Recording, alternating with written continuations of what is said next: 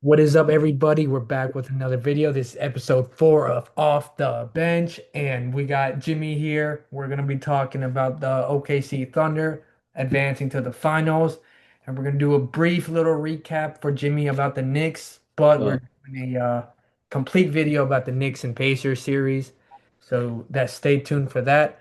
I'm also going live on the Instagram tonight to talk about some of the what I see in the game and stuff.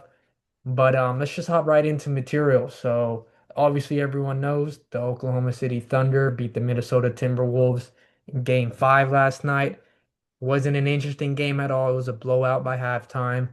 None of the Minnesota Timberwolves guys came ready to play.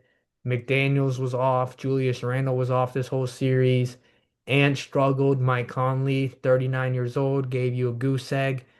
So you just can't have that in the closeout, especially against this Oklahoma City Thunder team. But I think this is more about how good the Oklahoma City Thunder are, rather yeah. than how unprepared the Minnesota Timberwolves were.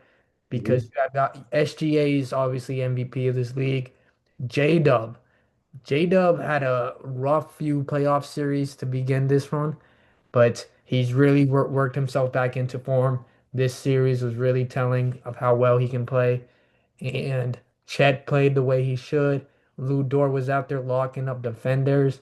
Their bench was amazing. Aaron Wiggins, Alex Caruso coming off the bench, playing some valuable defense. You got Isaiah Joe scoring. It's This team is really built to win it all. They're my favorite to win it all. And when you have two of the three best perimeter defenders, with one of them coming off the bench, you have a lot of versatility on that team. The Oklahoma City Thunder won 60 plus games this year. They were obviously like up in the rankings for teams to be in the finals. And heading into these playoffs, they had a bunch of second round allegations on their name, but I think they comfortably beat those. They're set to play the Indiana Pacers or New York Knicks, depending on who wins. And whoever they play, I give them the advantage over. They're well coached. Sam Presti is one of the best GMs in the league. He has set this team up for a dynasty. Obviously, they have the MVP. They have great defenders around him. They got great scoring punches. And I saw something today where the Oklahoma City Thunder have 15 first round picks until 2032.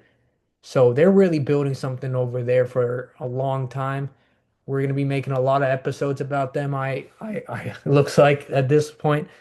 And a Yeah. special shout out to my cousin and Jacob Barnes. They've been Oklahoma fans for the longest. They finally get to see their team make the NBA Finals again after since 2012. And it's just amazing to see. They're a really good team. They're my team to win it all. And what about you? What did you see, Jimmy? Man, so what I saw, obviously, the Thunder took care of business in five against the Timberwolves. What I saw, and this is a philosophy that I just believed in basketball and just in the playoffs too. Um, you beyond your star, the most important thing is your depth. The most Correct. important thing in the playoffs is your depth. Because when your star is out, those minutes are valuable. Those are what's going to win you that game. And you saw it with OKC when Shea needed a five. Um, they held their lead. They maintained their leads, right? And it shows you how deep the roster is. 1 through 10, you mentioned guys like Caruso, Wiggins. These guys are just utility guys, and they're nonstop. They're hustling, Casey Wall. These guys are just, energizer bunnies, man. And you need that in the playoffs. You need that. It's a very important. Momentum swings happen when those guys are impacting the game. And those are essential. It's what makes home court, important in a way. Because if you're making, hustle plays and just diving at, that gets the energy going. And they have those guys on the roster. Um, and you brought up Sam Presti. I do believe also I agree with you. Probably the best GM in the league. And it's the one knock I had on him was, what's like we need that chip because Sam has done, he's done a great job of, like you said, 15 first round picks, right? He's got a treasure chest of assets, right, that he has at his disposal. When is he going to go all in and put those in and go get a guy, right? Um, and I think now that the Thunder are at the point where they're going to win. They should be they are favored and they should be to win the chip. And this will cement Sam Presti's legacy as an NBA GM and maybe a GM in general, because that's how you're supposed to build a team. That's the blueprint, all right? That's the blueprint. Young talent, hit on your draft picks. We talked about that earlier. And have that guy. They have that guy in shit. You build around him, right? Make cost, saving moves, right? Make sure your contract, he's doing all of it, right? And you're seeing it blossom in real in broad day, right? And in terms of the Timberwolves, their side, it's just, Mike Conley, unfortunately, if he's your guy at point guard, that's not gonna get it done, right? He's 39 years old, and we love Mike Conley, right? He's the model point guard. He True plays, he's professional, all that. Yeah. professional all around, right? Hall of Fame, Hall of Fame, I don't know, but he's a good player. But you needed a young guy in there, and they had Rob Dillingham, but he's not ready. Let's be Yeah, honest I here. don't think I don't think he's the answer either. Not the answer either. So that's what they need to address going into the offseason. They had Randall, they have Gobert, but I've seen Julius Randle. What I saw in this series is what I know of Julius Randle. This is him. The past two series, we had a couple games where you're like, holy crap, like this guy's changing the narrative. Those were anomalies. This is what Julius Randle is in the playoffs, and unfortunate, it costs the Timberwolves, right? Ant needs another guy that he can play with. It's not going to be Julius. When Julius is frustrated, that's when you have him beat, because then he goes and he tries to do it all on his own and bulldoze charges, turnovers, and then it puts your team in a hole. And then the body language is awful. I mean, I was watching the game and this guy, you're a professional and you're this is for your season, right? Yes, you're down 30 plus, man. But man, claw, you gotta fight. And I didn't see it. I didn't see it at all. Jaden McDaniels was rough. Nash Reed was uncharacteristic. He didn't have a great game at all. It was Oh, very, very not like he didn't him. have a good playoffs, if I'm being honest. Yeah, yeah. Something. So it just it wasn't time. Anthony Edwards is 23 years old, I believe, Sonny. He's been Yeah. to two Western Conference Finals. All right, he's a young player. He'll be fine. Yeah. The question for them is, can they get him another guy? And what do they do, in terms of, yeah, like what play, they need more playmakers. For sure. They Thunder- they yeah, need another point guard in there, but I think OKC was just a better team. I It's agree. they're really good. And moving on from that, let's briefly talk about the Knicks, but we have a whole video dedicated to that. Jimmy came home with his family to watch the Knicks, first time in his life. And I repeat, first time in his life he's seen the Knicks in the Eastern Conference Final, and they're down 3-1 right now. The vibes aren't really looking too good in New York. Timothy Chalamet is probably back home recording a movie, so he's something's happening over there. But I think this is also more on Indiana being more well built, deeper, just similar to how OKC are. If you don't turn the ball over much and shoot the ball lights out, you have a chance to win every game. And I think the Pacers are showing that. Siakam's been amazing. And I repeat, amazing this playoffs. He's a guy who's done it all before. All NBA, All Star, NBA champion. So they have some pedigree with him. But if they're going to be the team who's going to probably play Oklahoma City Thunder, that's going to be a super interesting matchup.